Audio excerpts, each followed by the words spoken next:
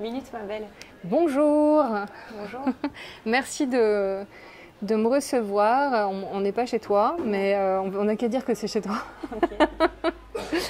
Alors, est-ce que tu peux me dire comment tu t'appelles? Je m'appelle Ophélia Kolb. D'accord. Alors, bon, on t'a beaucoup vu dans une série que tout le monde connaît, je pense, dont on doit quand même te parler souvent. C'est la série 10%. Oui. Là, actuellement, tu es au théâtre, et dans une super belle pièce de Stefan Zweig. Les lettres d'une inconnue.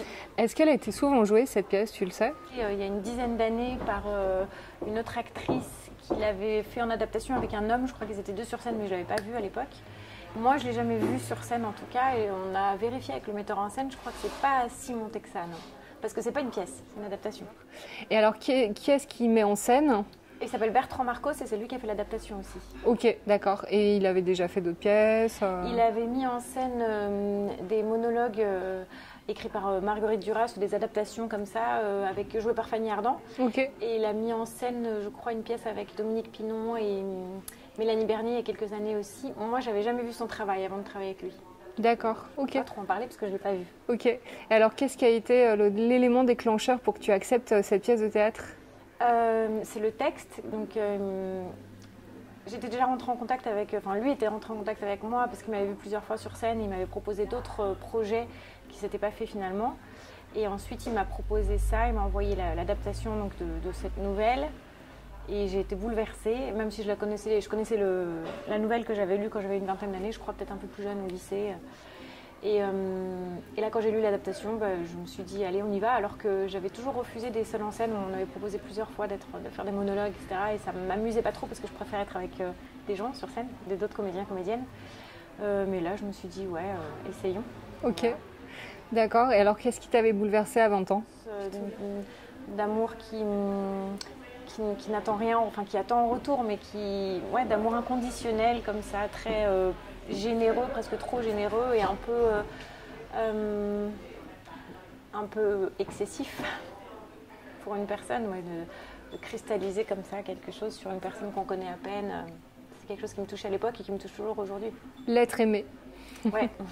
Ouais, c'est vraiment une amoureuse passionnée d'un homme qui donne et qui voue toute sa vie Oui. à... C'est comme un objet, en fait. C'est un but, je crois, dans sa vie. C'est ce qui donne sens à sa vie.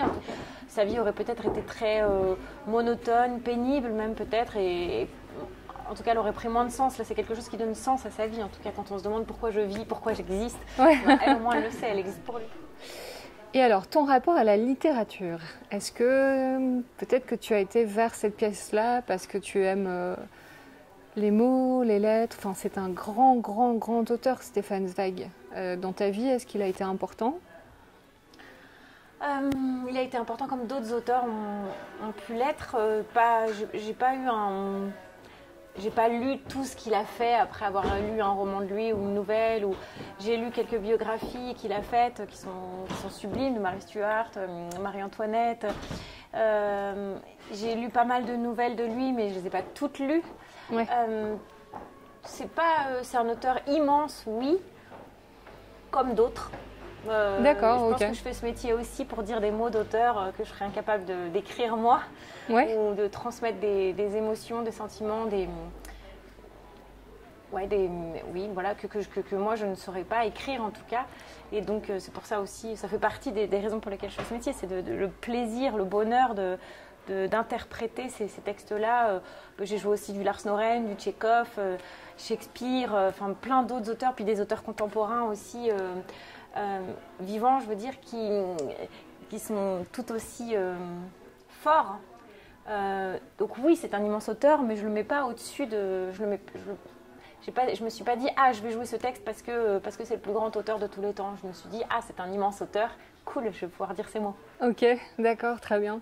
Je comprends. Après, c'est vrai qu'il a écrit en effet Le joueur d'échecs qui mettait un peu en lumière un rapport obsessionnel, je crois, en fait, aux choses. Et pour moi, Zweig, c'est un auteur obsessionnel.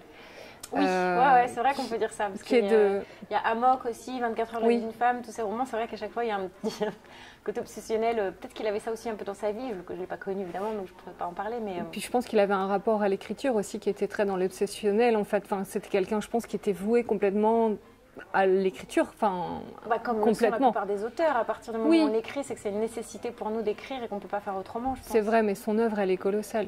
Elle est immense. Oui, comme d'autres auteurs qui écrivent des textes et des textes et des textes et qui ne s'arrêtent pas. Il y en a de nombreux comme ça qui ont voué leur vie à l'écriture. Ouais.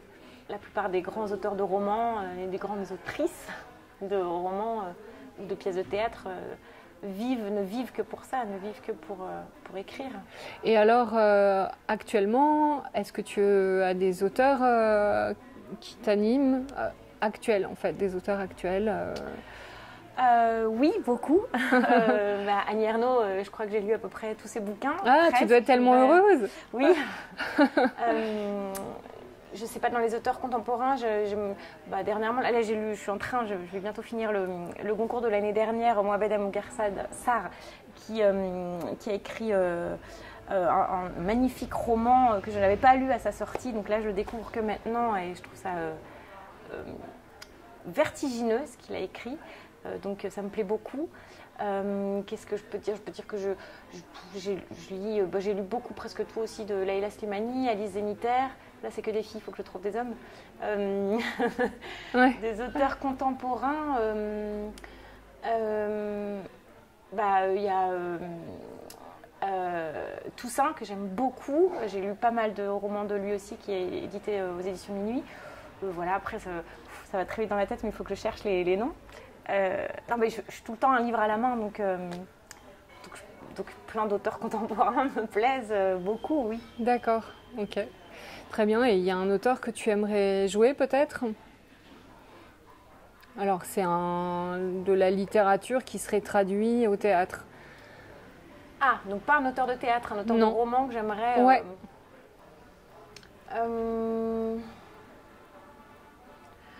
Pourquoi pas Annie Ernaux, justement, parce que c'est dans l'air du temps peut-être, et parce qu'elle a été adaptée plusieurs fois au cinéma, j'ai trouvé ça très beau. Même si j'ai préféré. Oui, là dernièrement d'ailleurs, le film. L'événement, il y a Une passion simple. Oui. Je préfère toujours lire les. Je prends plus de plaisir à la lecture du roman que quand je vois l'adaptation. C'est très rare. Les fois où je me suis dit, ah ouais, l'adaptation est vraiment sublime, mais les films sont très très beaux. Très très très très beaux. Et puis je trouve ça magnifique de faire connaître des auteurs comme ça, de les faire.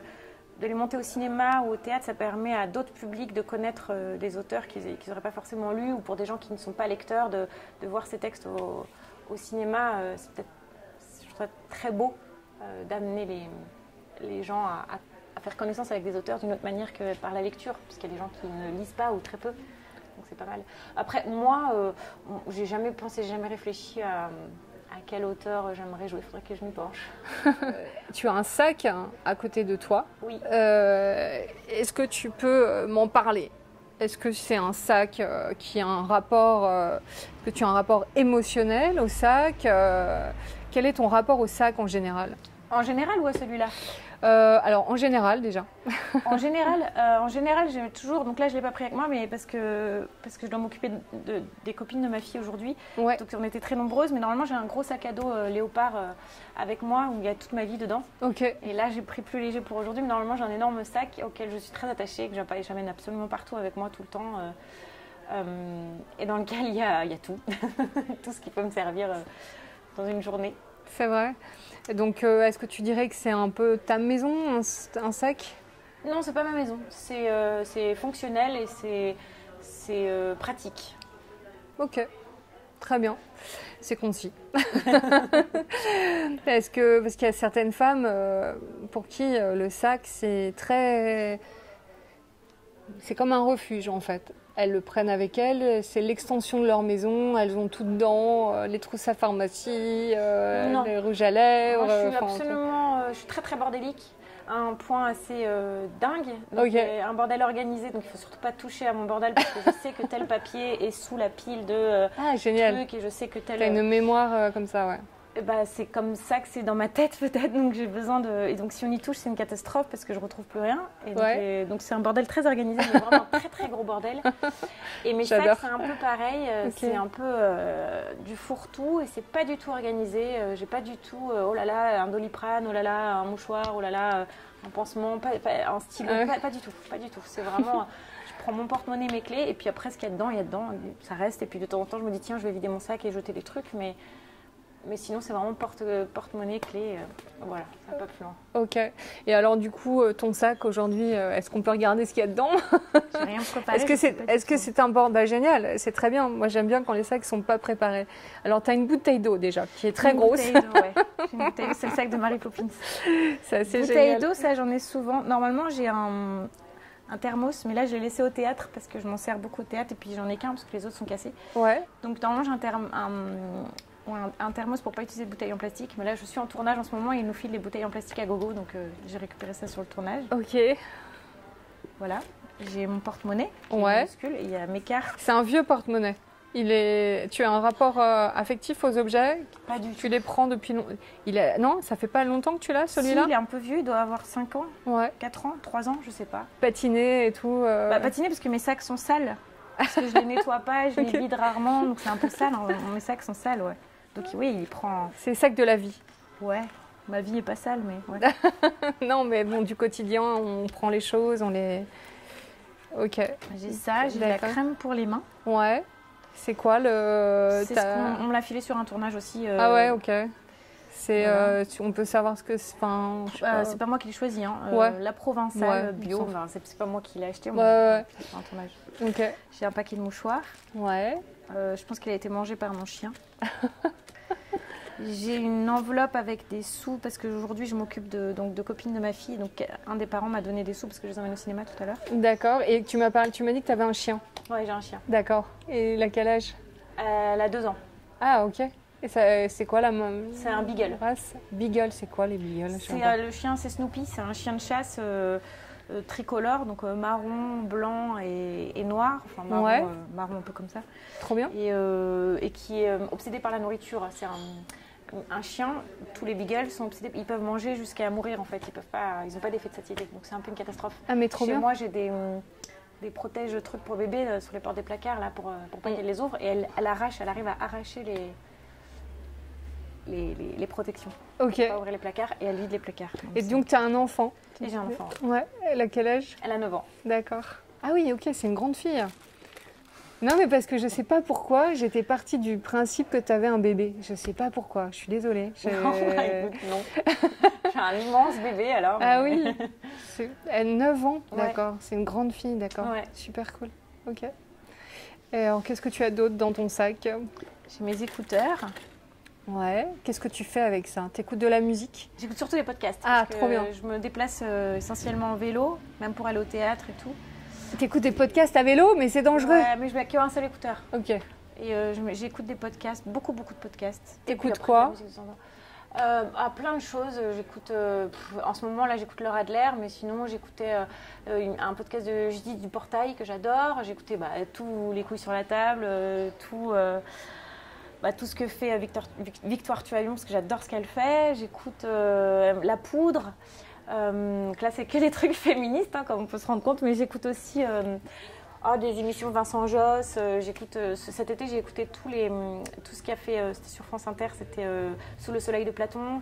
En fait, j'écoute des émissions qui me plaisent et puis je regarde surtout par nom d'artiste. J'ai envie d'écouter ce que dit Dominique Blanc. Je tape Dominique Blanc, puis il y a tous les podcasts avec elle. Ok. Par exemple, Dominique Blanc, tu peux... Dominique Blanc, j'ai dit ça parce que c'était la dernière que j'écoutais, mais j'écoute vraiment... la dernière fois, c'était Noémie Lovski, la dernière fois, c'était... qui j'ai écouté Melville Poupeau. Enfin, vraiment, j'ai pas un podcast que j'écoute des podcasts de gens qui parlent. Ok, très bien. Parce que ça m'intéresse beaucoup de... T'aimes bien entendre la parole de l'autre, enfin les histoires? Ouais, j'écoute aussi Les Pieds sur Terre, beaucoup. C'est une émission que j'aime beaucoup, où ils interrogent des gens sans qu'on entende la voix de celui qui interroge. C'est des gens qui racontent des histoires, qui racontent leur histoire sur des sujets particuliers. Et ça me bouleverse très souvent. Cette émission, elle me bouleverse. C'est des gens qui parlent de leur vie, d'un événement de leur vie, pas de leur vie en général. Et Et ça me bouleverse autant qu'un film ou un roman. Ouais, voilà. D'accord, cool, parfait. C'est bon à savoir. Du coup, peut-être que c'est pas pour rien que tu incarnes cette femme au théâtre. C'est un seul en scène, c'est une histoire d'une femme, un récit entier sur une personne. Est-ce que tu aimes les portraits de gens en général? Oui, j'aime bien les portraits de gens, c'est vrai. Après... Les biographies? Non, j'aime pas trop les biographies. J'en ai lu de Stéphane Zweig, mais biographie, non, je préfère quand c'est romancé quand même. J'aime bien que ce soit romancé. D'accord. Non, là, les podcasts que j'écoute, c'est des gens vivants qui parlent. Donc, Ouais. Et puis des gens qui existent, qui sont Ouais. là. Et puis la plupart du temps qu'on connaît. Donc qu'on connaît du cinéma, du théâtre ou des auteurs. J'écoute des... Il y a un podcast que j'aime beaucoup qui s'appelle Bookmakers, c'est sur Arte Radio. C'est un homme qui s'appelle Richard Guettet qui interroge des auteurs, pas forcément des auteurs qui ont des romans qui sortent là, bon la plupart du temps oui quand même, mais... Et donc c'est sur 3 épisodes à chaque fois, et il les interroge, il leur pose des questions que les journalistes ne posent pas forcément, qui ne sont pas forcément liées à leur actualité, etc. C'est sur comment ils écrivent, de quelle manière, à quelle heure, combien ils gagnent, enfin des questions très... précise et personnelle, et ça m'intéresse beaucoup aussi. Non, je sais pas quel rapport. Est-ce que j'aime les histoires de père? Ouais, je sais pas, j'aime les histoires. Ouais, mais c'est peut-être pas pour rien qu'on arrive à faire un seul en scène, c'est ça en fait, c'est ma démarche là de la réflexion, c'est comment tu es arrivé là en fait, parce que c'est pas... Seul en scène? Ouais, c'est pas... Je veux dire, c'est pas... anodin, enfin ça arrive pas comme ça de se retrouver seul en scène, c'est quand même une démarche différente d'être dans une troupe avec une grande pièce. Solitude. Ouais, c'est ça. Je voulais éprouver ça déjà parce qu'autour de moi quelques personnes très proches l'ont fait et m'ont poussé à le faire. Quand j'ai eu cette proposition, elles m'ont dit vraiment c'est quelque chose à faire dans une vie d'actrice, d'acteur. C'est un autre ressenti, c'est un autre jeu, c'est autre chose, notre relation au public. Et ça, je le vois parce que je vois que quand j'arrive sur scène, c'est vraiment le public qui me donne de l'énergie. Et ouais. je prends toute l'énergie du public. Alors que quand on est plusieurs sur scène, on se donne l'énergie l'un l'autre avec les partenaires de scène, etc. Il y a un truc. Là, c'est vraiment le public qui me. Comme une pile. Ouais. Une grosse pile. Ok. Tu te connectes à l'énergie?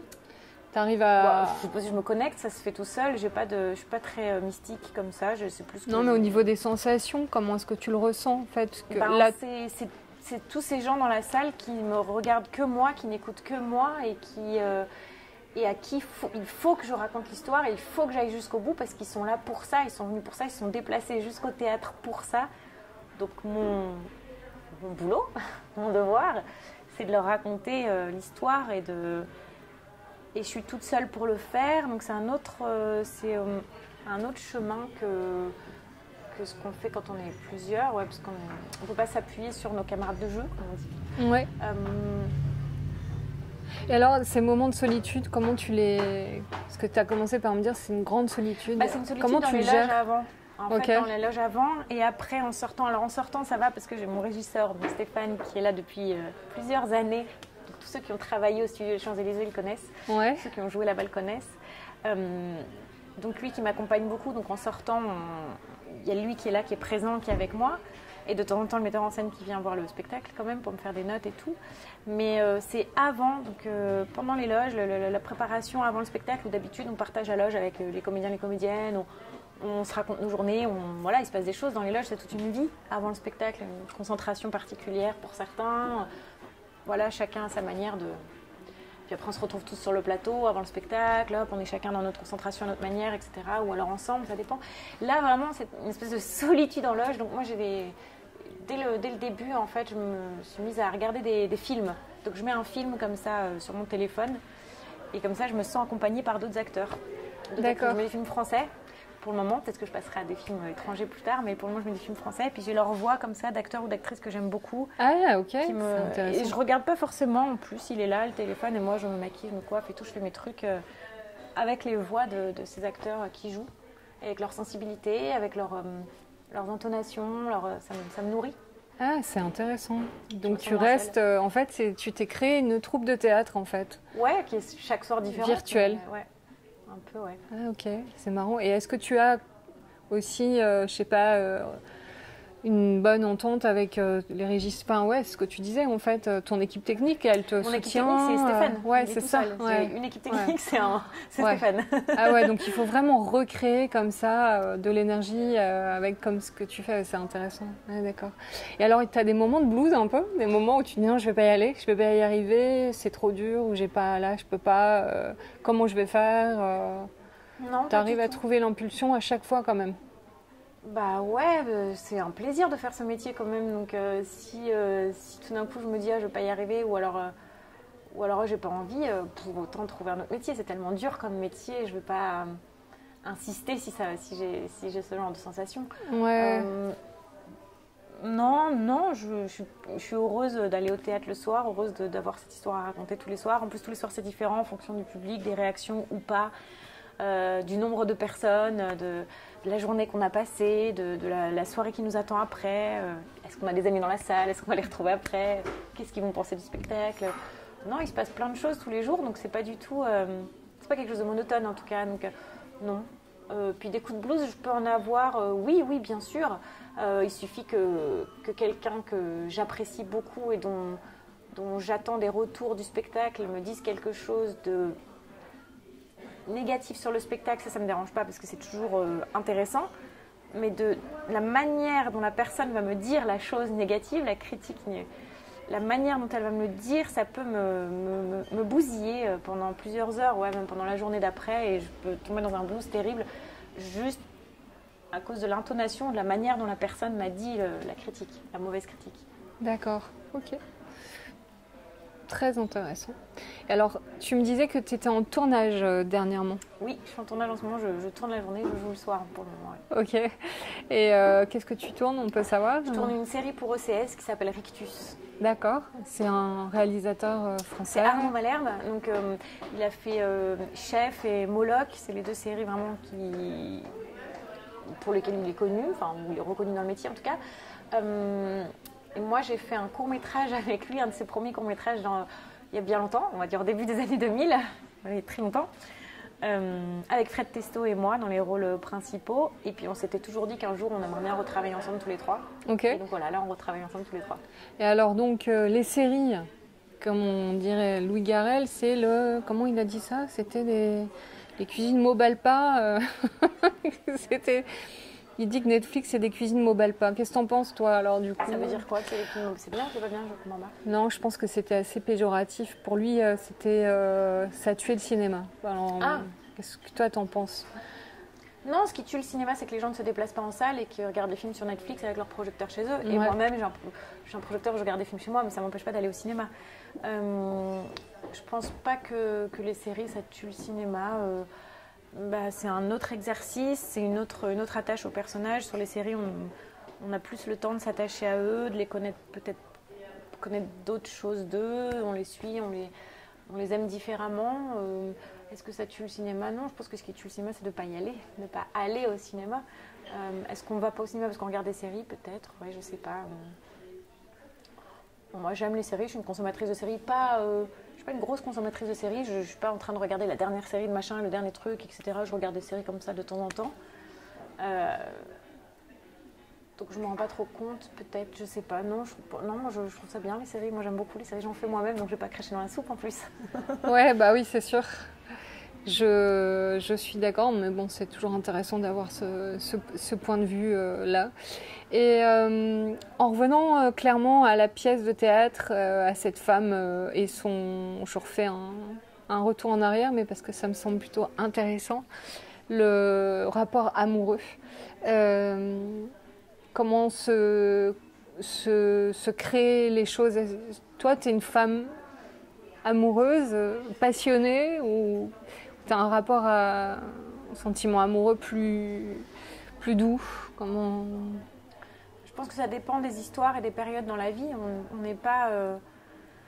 En tout cas, moi, je ne suis pas une sorte d'amoureuse. Ça dépend de la personne en face, ça dépend de la période, ça dépend de ce qu'on vit aussi à côté, ça dépend des rencontres, ça dépend de beaucoup de choses. Je pense l'amour et le sentiment amoureux, c'est pas le même, on n'est pas avec un sentiment amoureux et hop, on est comme ça jusqu'à la fin de notre vie. Je pense que ça fluctue. Je trouve qu'on vit une époque assez intéressante, nous, en tant que femmes. On a la possibilité de choisir maintenant si on veut être avec un homme ou pas. Et pendant des années, il y a eu le patriarcat, les charges assez lourdes du rôle de l'homme dans la société. Maintenant, on peut s'en affranchir. Est-ce que toi, c'est quelque chose dans la vie qui te soulage ou enfin vers de pas être obligé de vivre avec un homme, est-ce que ça te ouais. soulage? Est-ce que oui, cette perte-là de patriarcat, enfin le fait de pouvoir s'assumer seul complètement, c'est quelque chose qui dans ta vie peut te faire du bien, ou contrairement peut t'angoisser? Oui, moi j'ai été complètement éduquée comme ça, avec une mère célibataire et un père qui a fait sa vie. Oui, donc toi, ça fait partie de ta vie en fait. Bah, moi j'ai toujours grandi comme ça, j'ai toujours grandi avec une maman qui faisait ce qu'elle voulait, un papa qui a fait un peu ce qu'il veut aussi, oui, et donc il n'y a pas de... Ouais.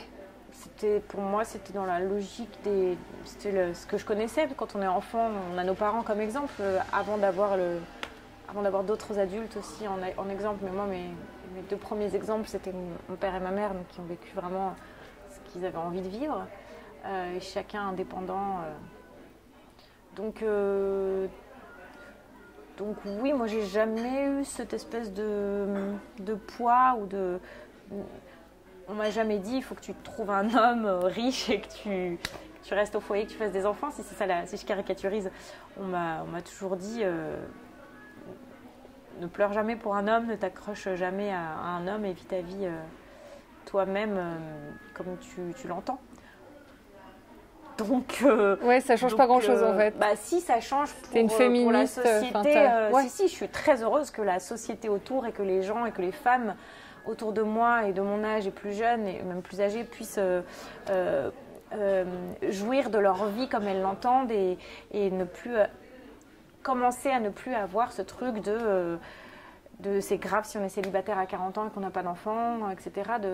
Que ce poids-là soit en train de partir, en tout cas qu'on travaille pour le faire partir. Ouais, parce que c'est peut-être pas gagné encore. Ouais. Non, c'est pas gagné, bien sûr, il faut toujours continuer à batailler. Ouais. Mais je suis très heureuse qu'on en parle et que les gens prennent conscience de ça, qu'il y ait cette espèce de prise de conscience féministe et que les hommes aussi prennent conscience de ça. Je ne vais pas regarder le truc de ma petite chambre à moi et me dire moi c'est comme ça que j'ai été éduquée. Non, pas du tout, c'est plutôt une ouverture et je suis très heureuse de cette ouverture, qu'elle existe. Et le féminisme, est-ce que c'est quelque chose que tu cultives ou pas forcément Non, j'ai une prise de conscience très tard, moi. J'ai pris conscience de tout ça très tard, de tout ce qu'on s'infligeait en tant que femme, de tous les comment on dit, c'est pas les obligations, mais j'ai pas le mot là, mais alors que c'est un mot comme tous les jours, comme je voulais dire tasse. Contraintes. Ouais, pas les contraintes, mais les trucs qu'on nous oblige à faire, avec lesquels on grandit. Ouais, les charges, c'est pas ça le mot, bref.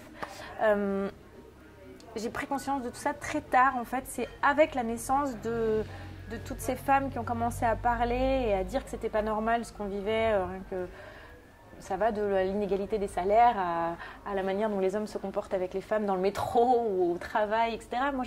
Pour moi, c'était quelque chose, en tout cas de mes 20 à 30 ans, ça allait de soi, c'était comme ça, quoi. C'était, voilà, dans le métro, les mecs me font chier, bah voilà, c'est comme ça. Au boulot, ils me font des petites remarques sexistes, bah c'est comme ça. Et j'avais pas du tout conscience que, en fait, non, c'est pas normal. Ouais. Je m'en rendais pas du tout compte, j'étais vraiment dans un truc de... je prenais le train avec la vie, quoi. Comme beaucoup de femmes. Comme beaucoup de femmes, peut-être, ouais. Et c'est quand d'autres, donc autour de moi, des femmes plus puissantes, avec une parole plus forte, et qui m'ont influencé, ouvert le chemin. Tout d'un coup, je me suis vraiment dit non, en fait, c'est pas normal, ça va pas du tout là ce qu'on vit. Donc voilà, après, je suis pas non plus activiste, je sais pas comment on dit, active, pas non plus active d'une manière dingue dans tout ça. Il se trouve que j'écoute beaucoup de femmes sur mon vélo, dans mon oreille, qui parlent de tout ça, et donc j'ai de plus en plus de lectures comme ça, donc ça m'influence et ça m'agace de voir qu'on a vécu des trucs horribles pendant des années, nous les femmes, et quand on ouvre les yeux, ça fait du bien d'ouvrir les yeux. Et je me dis, mais comment on a pu laisser passer tout ça ? Donc je suis Bah, je pense qu'on ne peut pas ne pas être féministe, mais je ne suis pas active. D'accord, ok. Pas particulièrement active. Ouais, ok. Je ne vais pas aller... Les féministes des non choses, pratiquantes. etc. Ouais, voilà. Je soutiens toutes ces femmes avec tout mon cœur. Mais moi, je ne vais pas...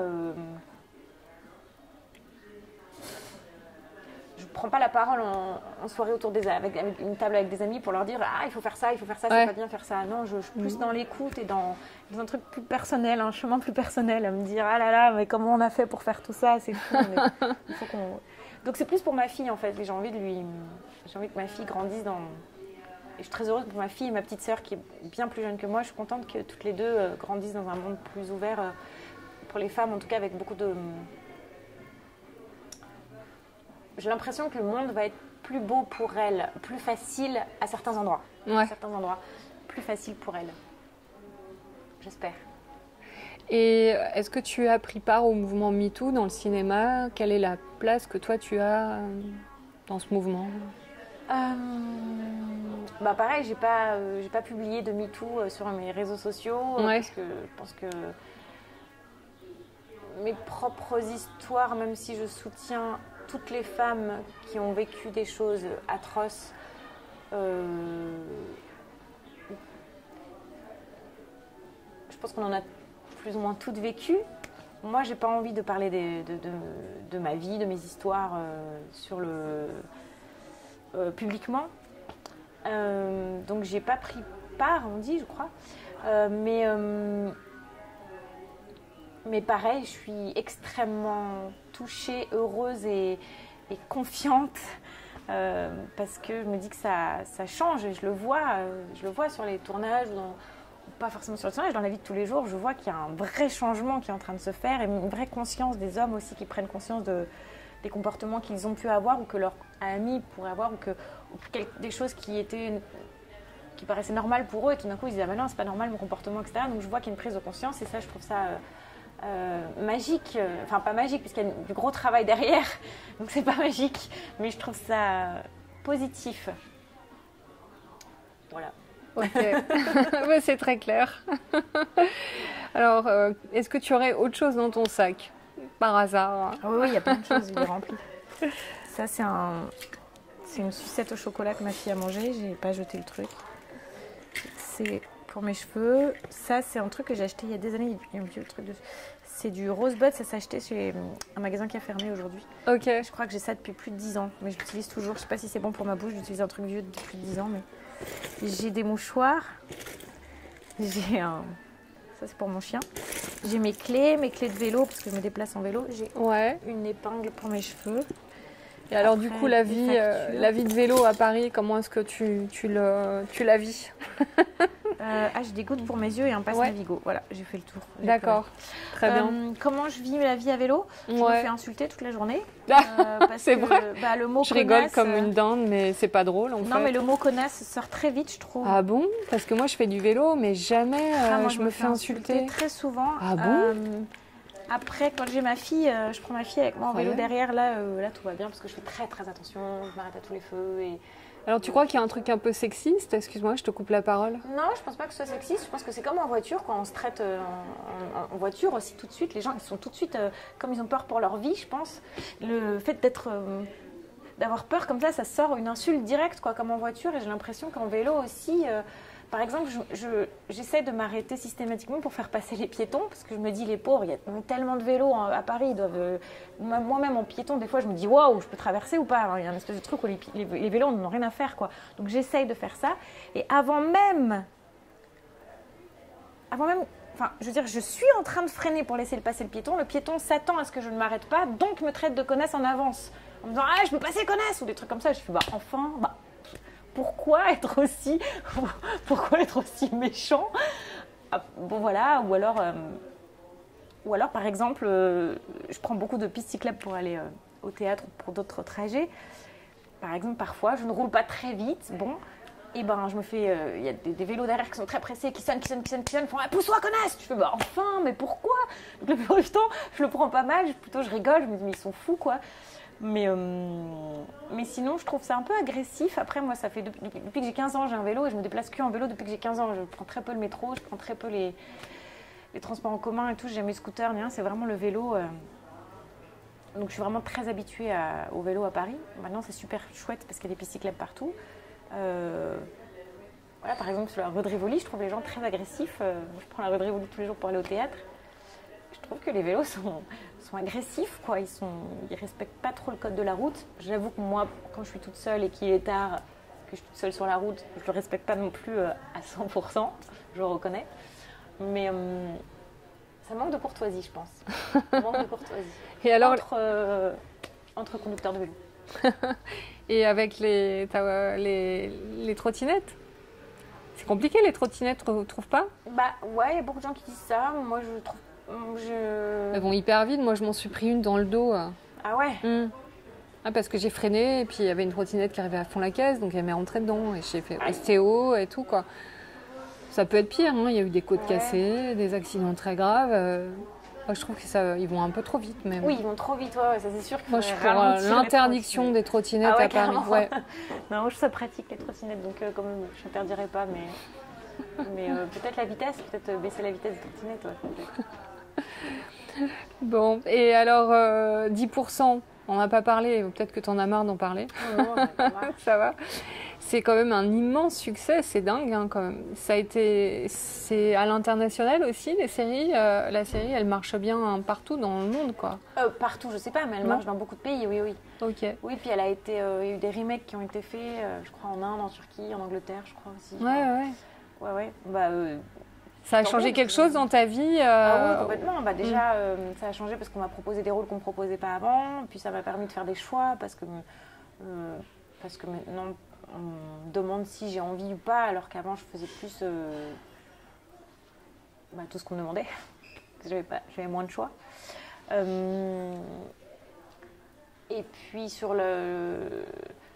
ça a changé aussi beaucoup parce que j'ai eu beaucoup de lettres de femmes et de jeunes filles qui étaient très touchées qu'on parle de l'homosexualité sur une chaîne publique à 20h50. Bon, maintenant c'est sur Netflix, mais il faut vraiment dire que ça a commencé sur France 2 quand même, 10%. Donc j'ai beaucoup de lettres de femmes, de jeunes filles qui m'ont dit que ça les avait aidées à parler à leurs parents de leur propre homosexualité. Et ça, je trouve ça très beau, je suis assez fière de ça. Après, moi, je ne suis pas pour grand-chose en vérité, parce que c'est Fanny Herrero et tout son groupe de scénaristes qui ont écrit ce rôle et qui ont écrit ce qui se passe et leur histoire, l'histoire de nos personnages, donc de Andrea et Colette. Donc moi, je fais qu'interpréter, donc je me prends tous les bouquets de fleurs de merci.